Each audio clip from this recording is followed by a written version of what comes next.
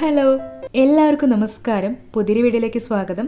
അധികം മസാലകളൊന്നും ചേർക്കാതെ അരമണിക്കൂർ കൊണ്ട് ഹെൽത്തിയായ നല്ലൊരു ഉച്ചയൂണ് എങ്ങനെ തയ്യാറാക്കാമെന്നാണ് നമ്മൾ കാണാൻ പോകുന്നത്. ആദ്യം തന്നെ നമുക്ക് പരിപ്പും മുരിങ്ങയിലയും ചേർത്ത ഹെൽത്തി ആയിട്ടുള്ള ഒരു ഒഴിച്ചുകറി തയ്യാറാക്കാം. അതിനായിട്ട് 4 ടേബിൾ സ്പൂൺ പരിപ്പ് 1.5 ഗ്ലാസ് വെള്ളം ഒഴിച്ച് കുക്കറിലോട്ടൊന്ന് വേവിച്ച് റെഡിയാക്കി വെച്ചിട്ടുണ്ട്. ഇതിലേക്ക് നമുക്ക് ഒരു 1/4 ടീസ്പൂൺ മഞ്ഞൾപ്പൊടിയും 1/2 ടീസ്പൂൺ ഉപ്പും എരിവിന് ആവശ്യത്തിന് 2 പച്ചമുളകും കൂടി ചേർത്ത് കൊടുക്കാം.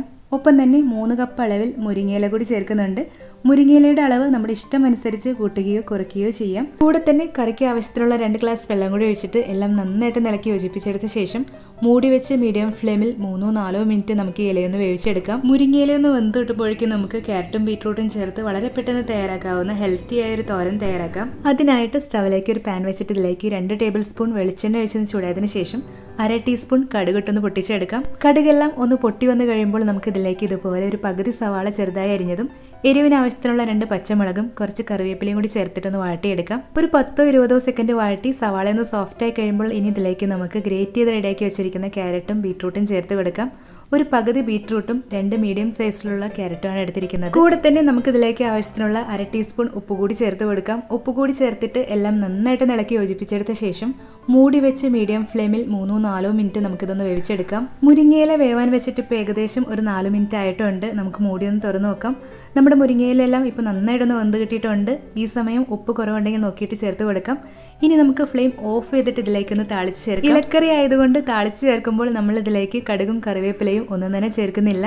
5-6 ചെറിയുള്ളിയും 2 വറ്റൽമുളകും 2 ടേബിൾ സ്പൂൺ വെളിച്ചെണ്ണയിലൊന്ന് മൂപ്പിച്ചെടുത്ത ശേഷം ഇത് നമുക്ക് കറിയിലേക്കൊന്ന് താളിച്ച് ചേർക്കാം. അങ്ങനെ നമ്മുടെ പരിപ്പും മുരിങ്ങയിലയും ചേർത്ത സിമ്പിൾ ആയിട്ടുള്ള ഒഴിച്ചുകറി ഇവിടെ റെഡി ആയിട്ടുണ്ട്. കൂടുതൽ സമയമുള്ളവർക്ക് വേണമെങ്കിൽ തേങ്ങയൊക്കെ അരച്ച് ചേർത്ത് കൂടുതൽ രുചികരമായി ഈ കറി തയ്യാറാക്കാവുന്നതാണ്.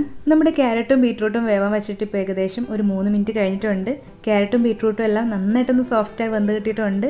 ഇനി ഇതിലേക്ക് നമുക്ക് 2 ടേബിൾ സ്പൂൺ തേങ്ങ മിക്സിയിൽ ചതച്ചെടുക്കുന്നതിന് പകരം കൈകൊണ്ട് നന്നായിട്ടൊന്ന് തിരുമ്മി എടുത്തിട്ട് ഇതിലേക്ക് ചേർത്ത് കൊടുക്കാം. തേങ്ങ ചേർത്തിട്ട് തേങ്ങയുടെ പച്ചച്ചുവയെല്ലാം ഒന്ന് മാറി കിട്ടാനും ഇതിലെ വെള്ളം എന്തെങ്കിലും ഉണ്ടെങ്കിൽ ഒന്ന് വറ്റി എല്ലാം ഒന്ന് യോജിച്ച് കിട്ടാനും വേണ്ടിയിട്ട് 1-2 മിനിറ്റ് മീഡിയം ഫ്ലെയിമിൽ ഇതുപോലെ ഇളക്കി വേവിച്ചെടുക്കാം. അങ്ങനെ 2 മിനിറ്റോളം വഴറ്റി നമ്മുടെ ഉപ്പേരി ഇവിടെ റെഡിയാക്കി ഇട്ടിട്ടുണ്ട്. ഇനി നമുക്ക് ഫ്ലെയിം ഓഫ് ചെയ്യാം. ഇനി നമുക്ക് പപ്പടം കൊണ്ടാട്ടം തയ്യാറാക്കാം. അതിനായിട്ട് സ്റ്റവിലേക്ക് ഒരു പാത്രം വെച്ചൊന്ന് ചൂടാക്കി എടുത്ത ശേഷം പപ്പടം വറുക്കാൻ ആവശ്യമായ വെളിച്ചെണ്ണ ഒഴിച്ചൊന്ന് ചൂടാക്കിയെടുക്കാം. ഇതിലേക്ക് നമുക്ക് 4 പപ്പടം ഇതുപോലെ ചെറുതായി മുറിച്ചിട്ടൊന്ന് വറുത്തെടുക്കാം. പപ്പടം വറുത്ത് കോരിമാറ്റിയാൽ ഉടനെ തന്നെ നമുക്ക് ഇതിലേക്ക് വേണ്ട ഉള്ളിയും മുളകും ഒന്ന് മൂപ്പിച്ചെടുക്കാം. ഒരു 15 ചെറിയുള്ളിയും 8 വറ്റൽ മുളകും 2 അല്ലി വെളുത്തുള്ളിയും ഒന്ന് ചതച്ചെടുത്തിട്ടുണ്ട്. പൊടികളൊന്നും ചേർക്കാതെയുള്ള ഒരു ഉണക്കമീൻ ഫ്രൈ കൂടി നമ്മൾ തയ്യാറാക്കുന്നുണ്ട്. അതിലേക്കാണ് ഇത്രയധികം എടുത്തിട്ടുള്ളത്.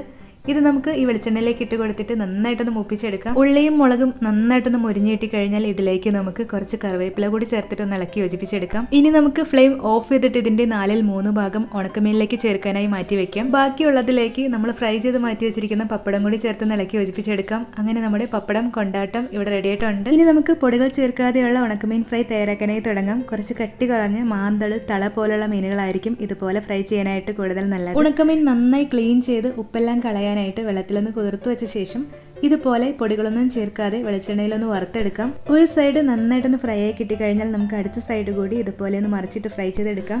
അടുത്ത സൈഡ് കൂടി നന്നായിട്ടൊന്ന് ഫ്രൈ ചെയ്തെടുത്തതിന് ശേഷം ഇനി ഇതിലേക്ക് നമുക്ക് നമ്മൾ നേരത്തെ മൂപ്പിച്ച് മാറ്റി വെച്ചിരിക്കുന്ന ഉള്ളിയും മുളകും കൂടി ചേർത്ത് കൊടുത്തിട്ട് ഇത് മേലിലേക്ക് നന്നായിട്ടൊന്ന് പിടിച്ച് കിട്ടാനായി ഇതുപോലെ നിരത്തിയിട്ട് കൊടുക്കാം. കരിഞ്ഞു പോവാതിരിക്കാനായി ഫ്ലെയിം ഒന്ന് കുറച്ച് വെച്ചിട്ട് 1-2 മിനിറ്റ് കൂടി ഇതുപോലെ ഒന്ന് ഫ്രൈ ചെയ്തെടുക്കാം. അങ്ങനെ 2 മിനിറ്റ് കൂടി നന്നായി ഫ്രൈ ചെയ്ത് ഉള്ളിയും മുളകും എല്ലാം മീനിലേക്ക് നന്നായി പിടിച്ച് ഉണക്കമീൻ ഫ്രൈ ഇവിടെ റെഡി ആയിട്ടുണ്ട്. ഇതെല്ലാം കൂടി നന്നായിട്ടൊന്ന് മിക്സ് ചെയ്ത് പൊടിച്ചെടുക്കുകയാണെങ്കിൽ കൂടുതൽ ടേസ്റ്റ് ഉണ്ടായിരിക്കും.